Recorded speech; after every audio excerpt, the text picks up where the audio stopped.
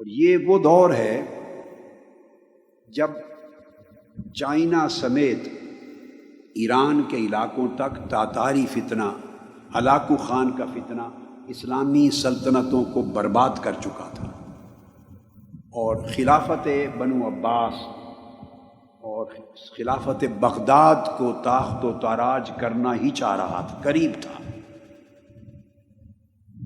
اور اسلامی سلطنتوں کی شمع بجھتی جا رہی تھی۔ یہ وہ دور تھا۔ مگر اسی وقت یہ جو ترکی کے علاقے ہیں، کونیا اور یہ سارا وسطی علاقہ، یہ جو علاقہ ہے، ادھر ہلاکو خان اور چنگیز خان نے اپنے نمائندے اور لشکر بھیج دیے ہوئے تھے۔ آفیشیل یوٹیوب چینل کو سبسکرائب کریں اور بیل آئیکن کلک کریں۔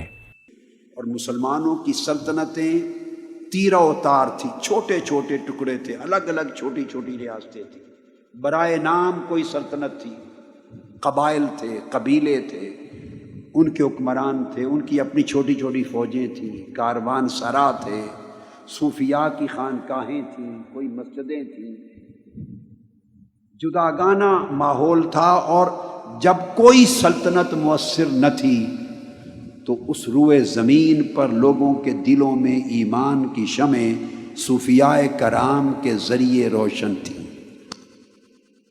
صوفیاء کرام کے وجود سے شمعہائے ایمان روشن تھی۔ اور اسی دور میں یہ جو بعد میں خلافت عثمانیہ بنی ہے، سلطنت عثمانیہ، اس کی داغ بیل ڈالنے کی جد و جہد ہو رہی تھی۔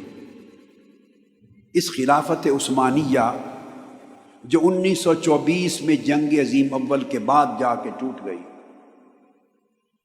اس کا بانی ارطغرل، لکھنے میں ارطغرل آتا ہے، ارطغرل، مگر ٹرکش زبان میں غین نہیں بولتے، ارطغرل، یہ بانی ہے۔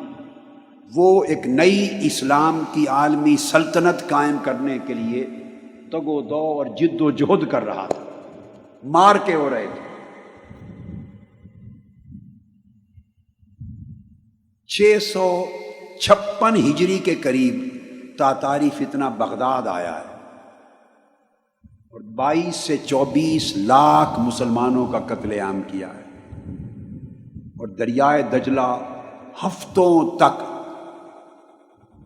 2.5 ملین مسلمانوں کے خون سے سرخ ہو کے بہتا رہا۔ 656 کے قریب یہ فتنہ یہاں پہنچا۔ ادھر مقابل سلطنت عثمانیہ کی تشکیل کی جد و جہد شروع تھی۔ ارطغرل یہ سلیمان شاہ کا بیٹا تھا، اور کونیا ہیڈ کوارٹر تھا سلجوقی سلطنت سلطان علاء الدین کا، اور یہ سلطان علاء الدین جب بادشاہ تھا تو ادھر مولانا روم آباد ہو چکے تھے، کونیا میں سیٹل ہو چکے تھے۔ یہ جو سلطان علاء الدین تھا سلجوقی، اس کی بھتیجی حلیمہ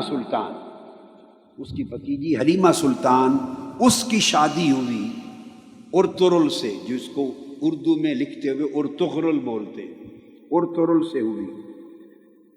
اس کے 3 بیٹے ہوئے، اس کا چھوٹا بیٹا، اس کا نام تھا عثمان۔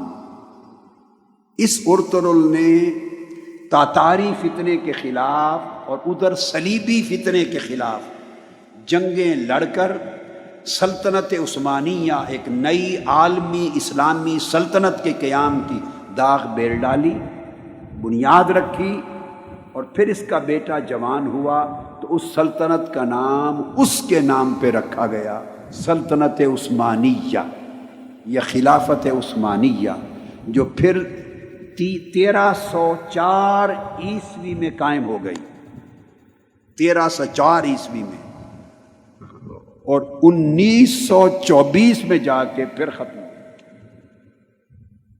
جب کیلیفیٹ کا انسٹیٹیوشن توڑنے کا اعلان ہو گیا۔ یہ ضمناً ایک تاریخ کی چھوٹی سی جھلک تھی، وہ بتائی میں نے۔ یہ وہ دور تھا جب مولانا روم آئے ہیں۔ یہ ارطغرل جس کی میں نے بات کی سلطنت عثمانیہ کا بانی، اس کی ڈیتھ ہوئی ہے 680 میں۔ وہ زمانہ شیخ اکبر محی الدین ابن العربی کا تھا، ان کا وصال 640 میں ہوا ہے۔ وہ ان سے رہنمائی لیتا تھا قدم قدم پہ سلطنت عثمانیہ کے قیام میں، ٹرکش سورسز، تاریخی سورسز کے مطابق ان کی لمحہ بلمحہ رہنمائی تھی شیخ اکبر محی الدین ابن العربی کی۔ سمجھانا مقصود یہ ہے کہ جب لوگوں کے دل ٹوٹ گئے تھے، سلطنتیں منتشر ہو گئی تھی، حکومتیں تیرہ اتار ہو گئی تھی، امت مسلمہ کا کوئی مرکزی محور نہیں تھا ان کو سنبھالنے والا، تو عالم اسلام کے اندر مسلمانوں کا ایمان صوفیاء کی وجہ سے قائم تھا، محفوظ تھا۔ یہ وہ دور ہے جس میں مولانا روم بھی آئے ہیں، اور سلطان شمس تبریز جب وہ کونیا پہنچے تو 642 ہجری میں مولانا روم فقر کی مسند پہ جانشین ہوئے۔ مولانا روم کی وفات 672 ہجری میں ہوئی اور پیدائش 604 میں ہوئی، 604 ہجری میں۔ اب آپ کو آسانی سے، تاکہ زمانہ سمجھ میں آ جائے آسانی سے،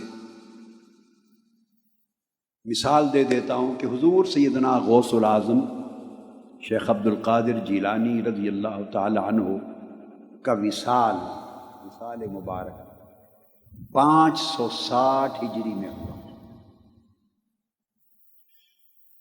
تو حضور سیدنا غوث العظم رضی اللہ تعالیٰ عنہ کے وصال کے ٹھیک 44 برس کے بعد مولانا روم کی ولادت ہوئی، پیدائش۔ حضور غوث پاک رضی اللہ تعالیٰ عنہ کی وفات کے ٹھیک 44 برس کے بعد مولانا روم کی ولادت ہوتی ہے۔ یہ آپ کو زمانے کا اندازہ بتا رہا ہوں۔